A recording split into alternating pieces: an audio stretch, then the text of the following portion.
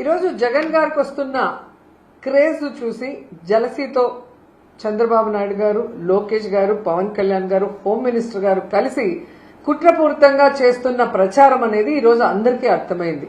ఎందుకంటే మీరు అందరూ చూశారు, రాప్తాడ్లో జగన్మోహన్ రెడ్డి గారు వెళ్తే ఎలా జన సముద్రం రోడ్డు మీదకి వచ్చిందో, అలాగే పొదిలికి వెళ్ళినప్పుడు ఎలా జన సముద్రం వచ్చిందో మనం చూసాం, సత్తెనపల్లికి వెళ్ళినప్పుడు. సో ఎక్కడెక్కడ జగనన్న వెళ్తుంటే అక్కడ జన సముద్రం ఆయన వెనక ప్రవాహంలాగా పరుగులు తీస్తుంటే సో మళ్లీ జనాల్లో ఒక చర్చ లేసింది. ఇది ఈవీఎంల వల్ల వచ్చిన ప్రభుత్వమే తప్ప జగనన్న మీద ప్రజలు అభిమానం అలాగే ఉంది, జగనన్నకి ఓట్లు వేసింది నిజం అనేది ప్రచారం అవుతుంటే అది చూసి సహించలేక ఎక్కడ ప్రోగ్రాం అయితే అక్కడ లోకల్ లీడర్స్ ని, లోకల్ ఇన్ఛార్జెస్ ని ఎలా కేసులు పెట్టి ఇబ్బంది పెడుతున్నారో మనం కళ్ళారా చూసాం. సో ఈ 1 year లో మీరు చూస్తే జగన్ గారిని ఎలాగైనా కేసు పెట్టి లోపల పెట్టాలన్న ఒక కక్ష సాధింపుతో మరి చంద్రబాబు నాయుడు, లోకేష్ అడుగడుగున ఆయన మీద అవినీతి ఆరోపణలు చేస్తూ ఏ విధంగా లిక్కర్ కేసులో గాని, ఇసుక కేసులో గాని, మిగతా కేసుల్లో లేని ఉన్నట్టు సృష్టించాలని చూశారు. కానీ అవి ఏవి జరగకపోయేసరికి నిన్న ఒక ఇన్సిడెంట్, జూన్ 18వ తేదీ జగనన్న వెళ్తున్న కాన్వాయ్లో ఒక మనిషి చనిపోయాడు అని చెప్పి ఈ రోజు ఏదైతే చెప్తున్నారో అది జూన్ 18వ రోజు ఎస్పీ గారి ఇంటర్వ్యూ చూసినా, ప్రెస్ నోట్ చూసినా మీకు అర్థమవుతుంది. జగన్ గారి కాన్వాయ్కి సంబంధం లేదు. జగన్ గారి కాన్వాయ్ ముందు ఒక ప్రైవేటు వెహికల్ అతనికి గుద్దింది అని చెప్పి ఆ వెహికల్ నెంబర్ కూడా చెప్పి ఆ వెహికల్ ఎవరిదో వారి పేరు మీద కేసు కూడా రిజిస్టర్ చేయడం జరిగింది. కానీ జూన్ 22వ తేదీకి అది ఎలా జగన్మోహన్ రెడ్డి గారి కారు అయింది, జగన్మోహన్ రెడ్డి గారు మానవత్వం లేకుండా మనిషిని తొక్కించిపోయాడు అని చెప్పి అదే ఎస్పీ గారితో మాట్లాడించడం అనేది ఇక్కడ ప్రజలు గమనిస్తున్నారు అన్న విషయాన్ని చంద్రబాబు నాయుడు, లోకేష్ గారు తెలుసుకోవాలి. ఎందుకంటే తిరుమలలో కూడా మనం చూసాం, నెయ్యిలో ఏ కల్తీ జరగలేదని ఈవో గారు చెప్పిన దానికి 4 రోజుల తర్వాత మళ్లీ చంద్రబాబు నాయుడు గారు బలవంతంగా ఏదో ఉంది అని చెప్పించినప్పుడు ప్రజలందరూ అర్థం చేసుకున్నారు చంద్రబాబు నాయుడు గారి కుట్ర. సో ఇక్కడ కూడా అదే, జగన్మోహన్ రెడ్డి గారిని ఎలాగైనా కేసు పెట్టి ఇరికించాలి అనుకుంటున్నారు. నేను సూటిగా అడుగుతున్నాను చంద్రబాబు నాయుడు గారిని, లోకేష్ ని, ఓకే మీరు చెప్పింది నిజం అని ఒక నిమిషం అనుకుందాం. డ్రైవింగ్ చేస్తున్న డ్రైవర్ మీద కేసు పెడతారా, లేదా కార్లో ప్రయాణిస్తున్న జగన్మోహన్ రెడ్డి గారు గాని లేదా ఎక్స్ మినిస్టర్ల మీద కేసు పెడతారా చెప్పండి. ఎందుకంటే ఇది ఫ్యూచర్ లో కూడా జరగాలి.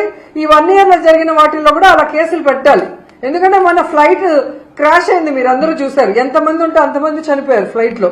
మరి దానికి ఏవియేషన్ మినిస్టర్ ఎవరండి? రామ్మోహన్ నాయుడు గారు కదా. మరి ఆయన మీద ఎందుకు కేసు పెట్టలేదు? మరి సింహాచలంలో నేనే దగ్గరుండి మొత్తం ఏర్పాట్లు చేస్తానని హోంమంత్రి గారు ప్రతిరోజు ప్రెస్ మీట్ పెట్టి మాట్లాడింది. మరి వాళ్ళ చేతగానితనం వల్ల గోడ కూలి 7 మంది చనిపోతే ఎందుకు హోంమంత్రి మీద కేసు పెట్టలేదు ఒకసారి చెప్పండి. మరి పవన్ కళ్యాణ్ గారు గేమ్ చేంజర్ మీటింగ్ లో ఏం చెప్పారు? యువతకి మేము ఉద్యోగాలు ఇవ్వలేకపోతున్నాం, మరి ఈరోజు యువత ఎనర్జీ ఎక్కువ ఉంది కాబట్టి షట్లు చించుకొని అరవండి, సైలెన్సర్లు పీకేసి రేస్ చేసి మీరు బైక్ రేసులు చేయండి అన్నారు. మరి ఆయన ఆరాధ్య హీరో కదా వాళ్ళకి, ఆయన మాటను తూచా తప్పకుండా వాళ్ళు రేస్ చేసుకుని పోయి 2 చనిపోయారు. మరి చెప్పిన పవన్ కళ్యాణ్ గారి మీద ఎందుకు కేసు పెట్టలేదో చంద్రబాబు నాయుడు గారు మాకు చెప్పాలి.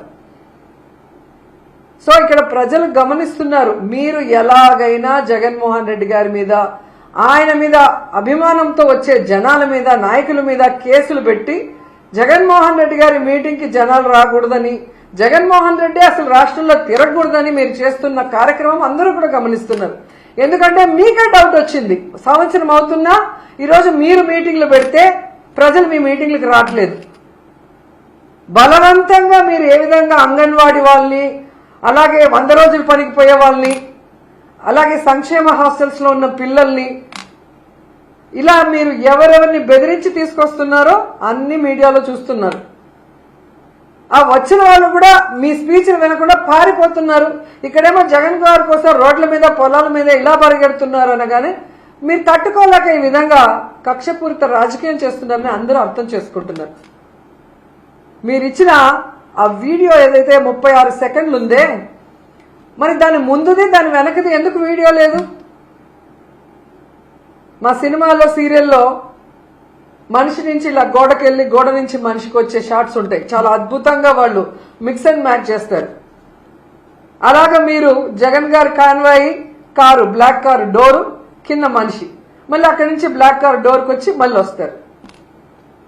ఇది ఎక్కడైనా జరిగే పనే ఉందా? ఒకవేళ అలా జరుగుంటే ఎస్పీ గారు ఎందుకు జగన్మోహన్ రెడ్డి గారి కాన్వాయ్ కాదు, ప్రైవేట్ వెహికల్ పలానా నెంబరు అని ఎందుకు కేసు పెట్టాడో చెప్పాలి. మీరు పయ్యావుల కేశవ్ గారు, అనిత గారు ప్రెస్ మీట్లలో జగన్ గారు కారే అని చెప్పిన తర్వాత 22వ తేదీ ఎందుకు ఎస్పీ గారు మార్చి మాట్లాడారో మీరే చెప్పాలి.